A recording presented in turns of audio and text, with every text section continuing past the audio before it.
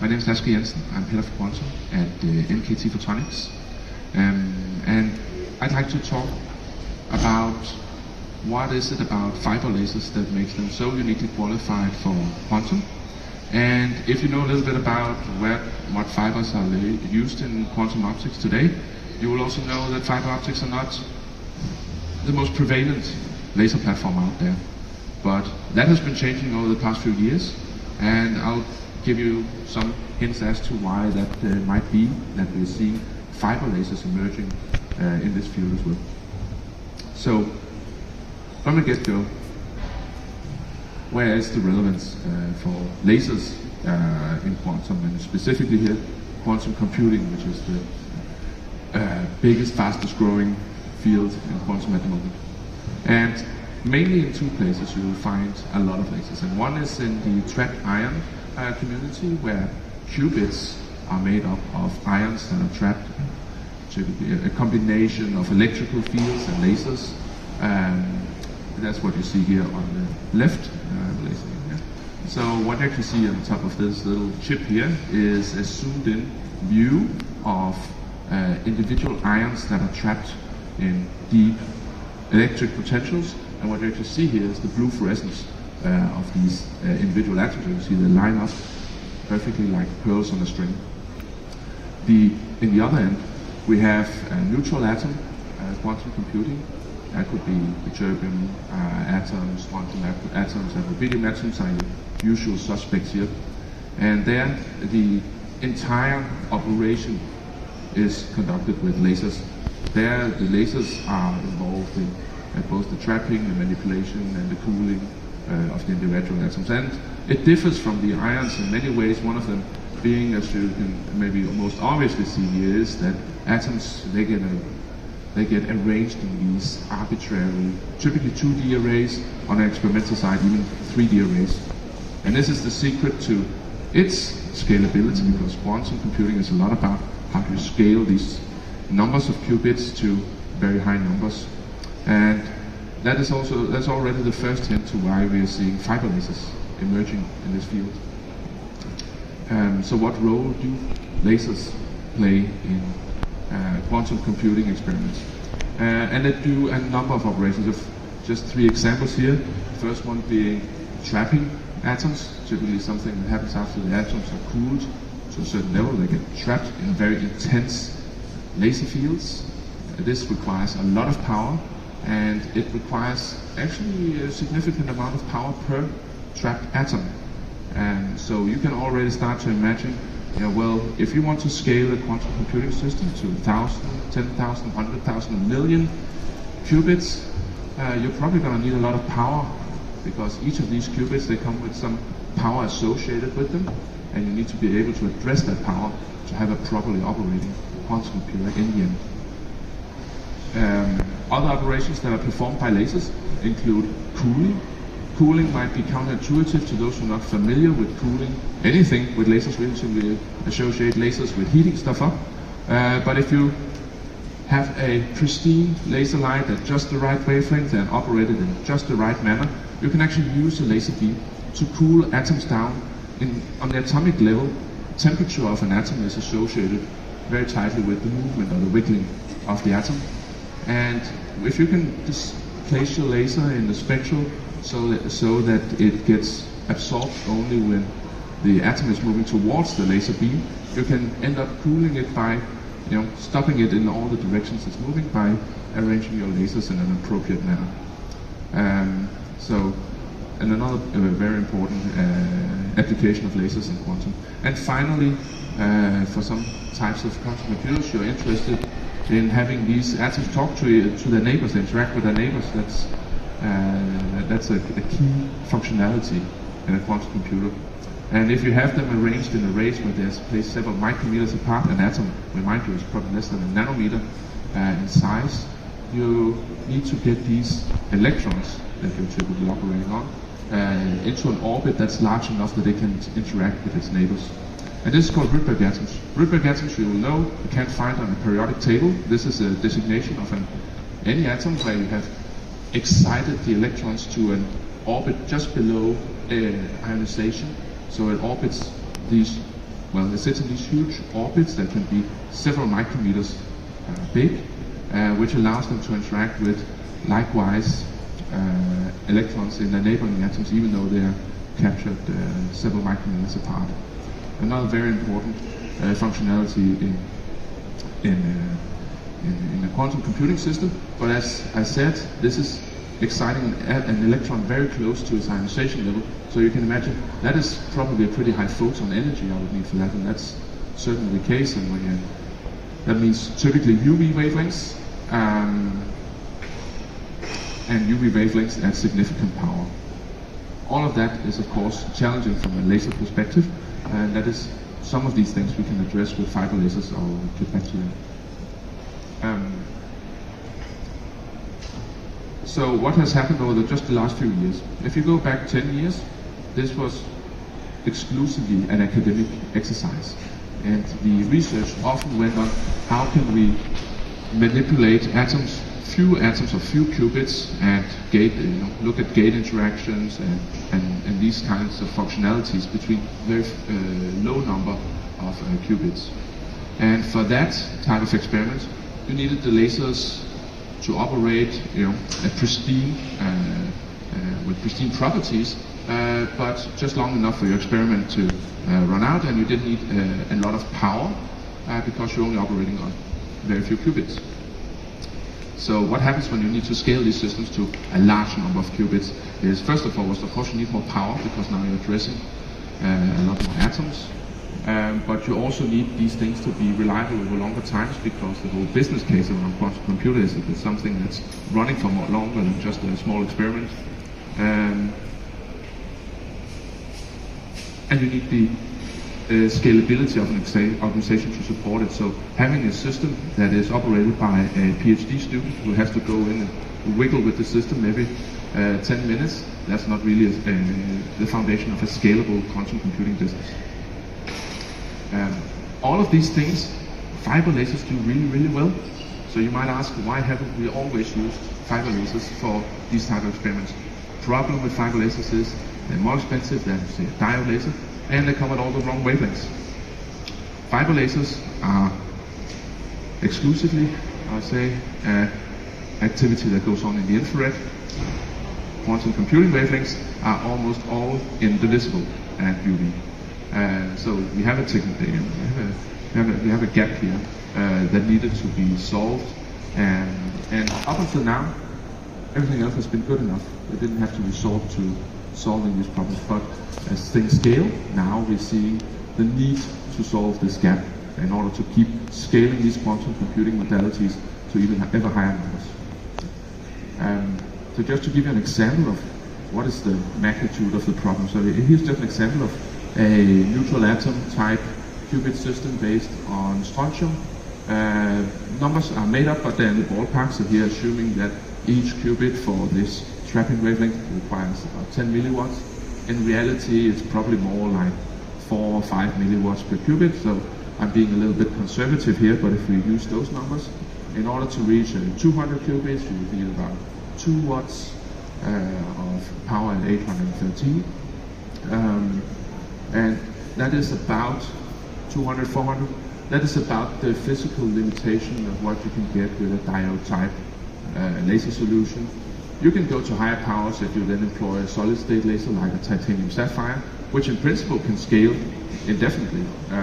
But if you get to significant power levels, you start to run into some practical problems with solid state lasers that pertains to how we cool the systems.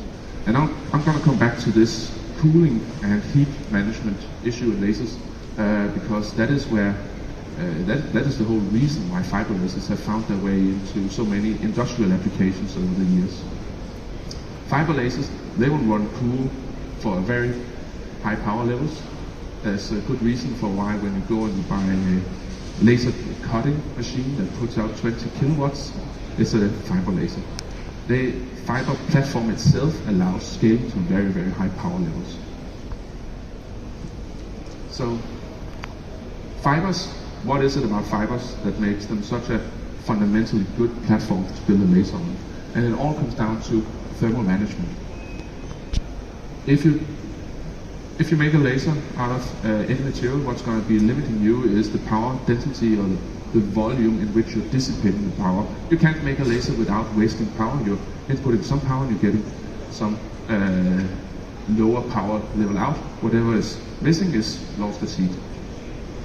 In a fiber laser, you have the benefit of expanding the volume over which the active area is over the length of a fiber.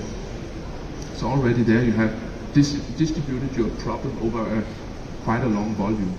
Adding to that, the fibers themselves have a huge surface to volume ratio, which means extracting whatever heat is created in the fiber is very, very efficient.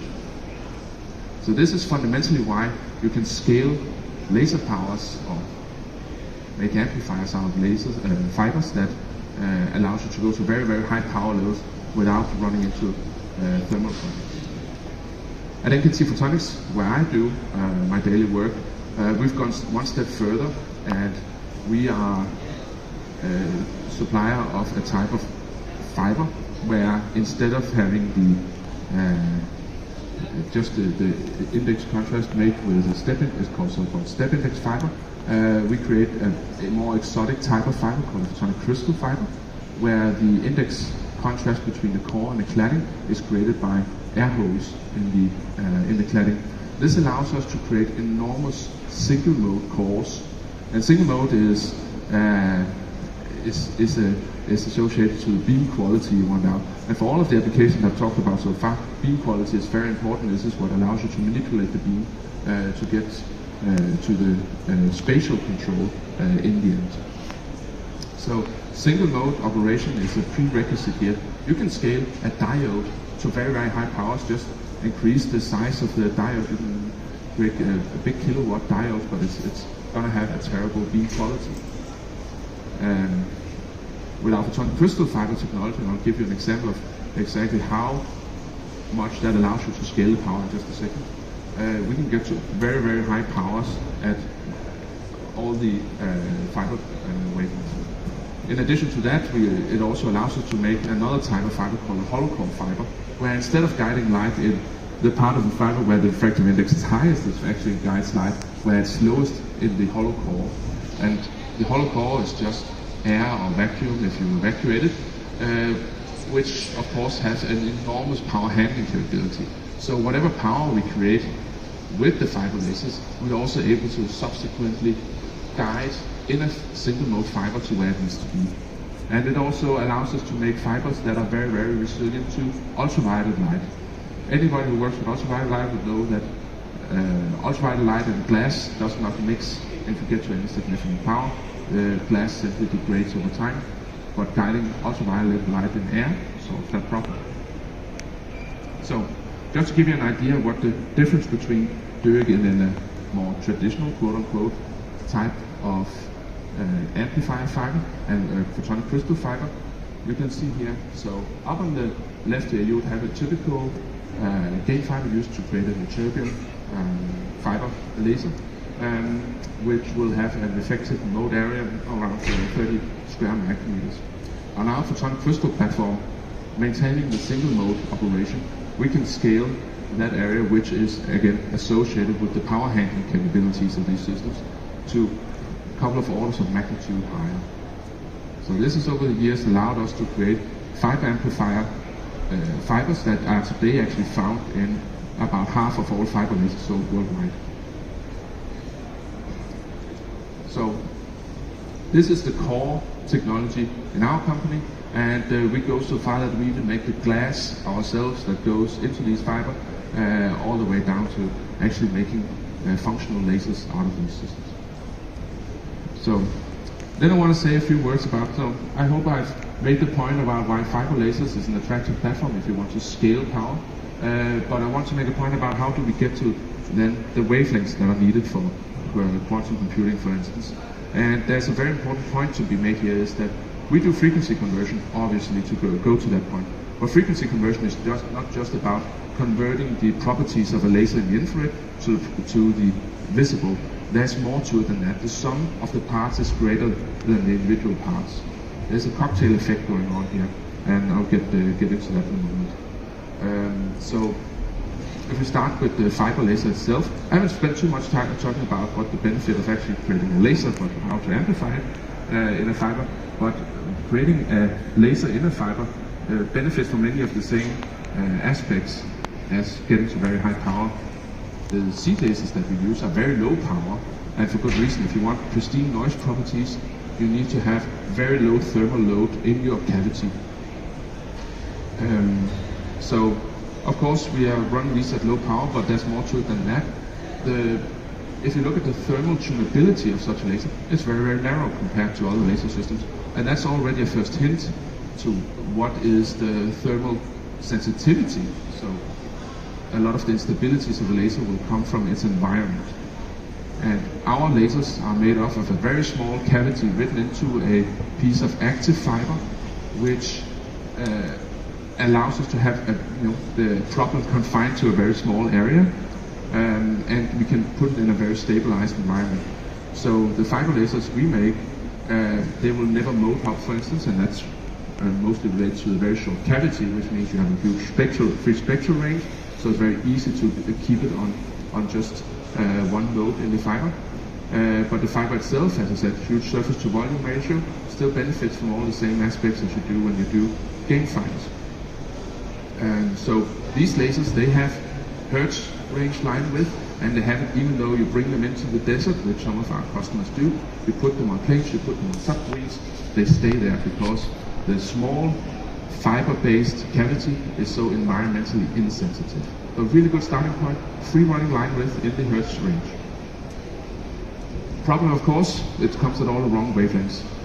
So first, before we can change the wavelength, we need to get to significant power, because you can say the downside of doing frequency conversion is that the efficiency scales with power. So in order to get any meaningful efficiency, you need to get the power up first. And this is what we do with fiber amplifiers. I already spoken about the benefits of amplifying light in fiber.